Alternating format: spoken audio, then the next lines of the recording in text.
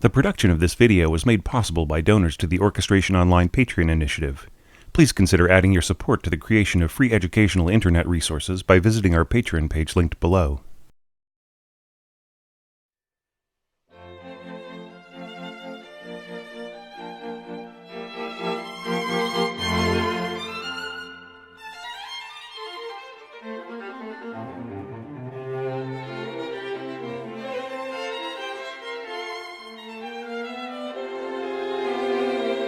Should I always use the same key signature as the original work in an orchestral transcription?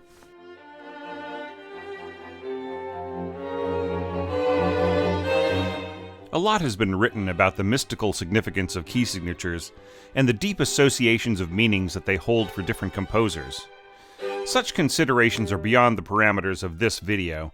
However, there are a few practical ones.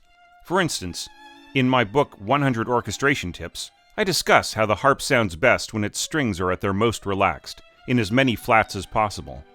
It's also true that pianist composers of the Romantic era started gravitating towards keys with more flats and sharps. This was the result of the ultimate dominance of even-tempered tuning, coupled with the realization that the fingers more instinctively and accurately position themselves with relation to the 5 upstanding black keys, as opposed to the blank, level white keys. Many other instruments have different relationships to keys that are stronger or weaker, depending on their technique and manner of sound production. Clarinets and saxophones are usually pitched in flat keys to begin with, as are many brass instruments, especially those used in bands. Oboes and flutes, on the other hand, have a home fingering of D, bassoons of G or F. Strings gravitate toward the right-hand side of the circle of fifths, with the strongest keys, minor or major, having tonics of F, C, G, D, A, and E. Finally, there's the consideration of range or tessitura. Certain keys may fit better than others simply because of the placement of the general scope of phrasing and articulation. This necessity is most evident in vocal scoring, where the change of even 1/2 step in key may make the difference between a mediocre performance or a stellar one. Anyone looking for mystical significance in the keys of Schubert's Lieder, for instance, will be immediately brought up short by the many additions in different keys for various vocal ranges. As a professional orchestrator, therefore, I weigh the practical implications of any decision when transcribing a score, especially piano music to orchestral. Sometimes the same key will work fine, both in playability and optimum register. Or a slight change of pitch, say from D-flat to D, might open enormous possibilities for natural harmonics and open-string pizzicato otherwise absent.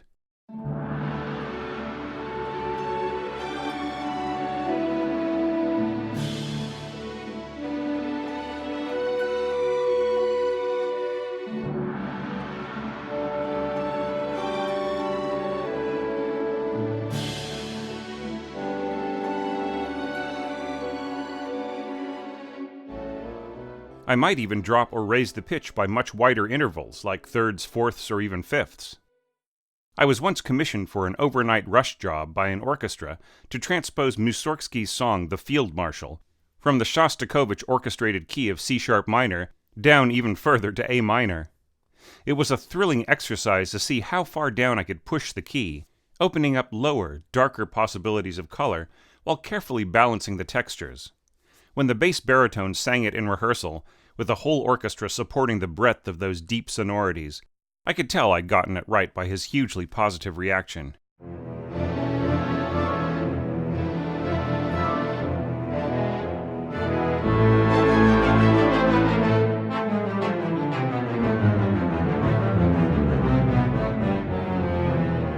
So what I'd recommend is putting the practical far in advance of the mystical or the reverent, and picking the key which produces the most useful, compelling result.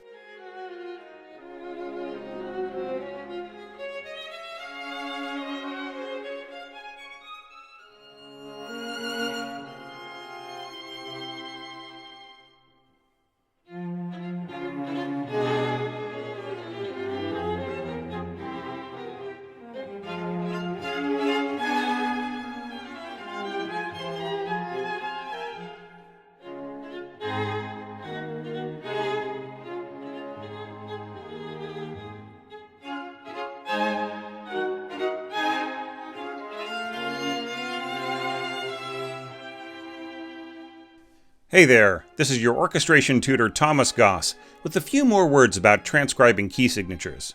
What we have to understand about today's concept of intonation and key signatures is that it's a bit of a modern construct. In the Baroque period, for instance, the note we think of as A440 today was tuned about a full half-step lower, to A415. Since that time, concert tuning appears to have been slowly notched upwards, from the 420s in the classical period to A435 in the Romantic era. And some regions and styles are all over the map. Italian opera might have tuned as high as A451, and some churches push their organ tuning up to A466. I'm not mentioning this to start a conversation about the merits of different tuning systems, especially the current fascination with A432, but merely to point out that if tuning can be so arbitrary that it covers more than a whole step of variance, then there really isn't anything sacred about original keys in orchestrating music. Of course, for theatrical music, the need to adjust the key signature to fit the voices of the performers is rarely questioned, as I mentioned before. The same process might occur when the orchestrator adjusts the key to capture a fuller sonority, or a better register for the soloist than the original key might provide. It's worth noting that the composers whose works we consider sacred today had no compunction about adjusting keys when transcribing their own works. For example, the music we've been listening to in this video is a string quartet that Beethoven transcribed from his Piano Sonata No. 9, Opus 14, No. 1. Rather than forcing string quartet players to stick to E major, he transposed the key up a half step to F, and not only dispensed with all those sharps, but also gave the cellist a low C for rooting the dominant. This changes the middle movement's tonic minor contrast from E minor to F minor, which I feel also plays better in the context of the work. If you want to see this for yourself, along with many other changes Beethoven made in adapting his sonata, I've engraved and uploaded a completely new PDF version of this quartet to IMSLP for anyone to study, or even play if they choose. My Patreon supporters will also get the Sibelius and Music XML files for further study. There's not much more to say, except that I want you to remember that an orchestrator's job is more about making the orchestra sound good than being completely faithful to the exact source material. Beethoven understood this. Look at how he revamps the accompaniment figures in that sonata to string quartet arrangement that we just looked at.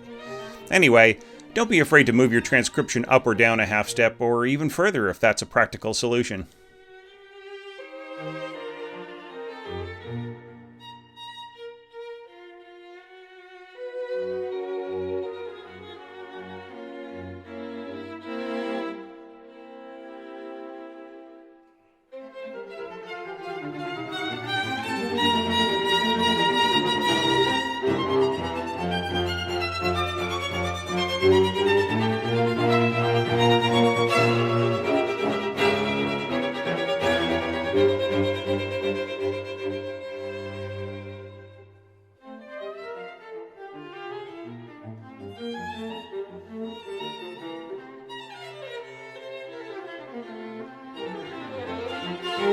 Thank you.